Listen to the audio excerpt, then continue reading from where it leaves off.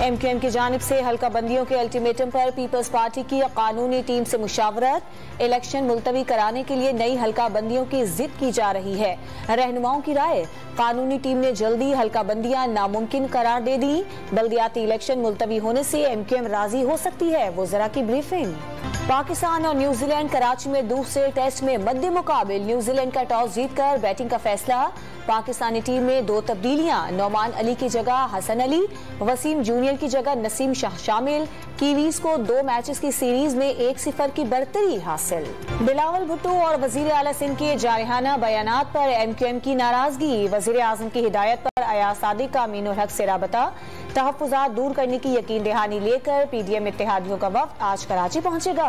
बीमार मईशत का इलाज, सर उठाती दहशत गर्दी का खात्मा। सिविल और अस्करी क़यादत 2 दिन के वक्फे के बाद आज फिर सर जोड़ेगी। कौमी सलामती कमेटी के इजलास में मसाइल के हल के लिए बड़े फैसलों का इम्कान। और साल नया मगर कराची के जहांगीर रोड की हालत सालों पुरानी। तबाहाल सड़क पर सफर करने वाले अजियत से 2-4 शहरियों का हुकूमत से सड़क की तामीर का मुतालिबा।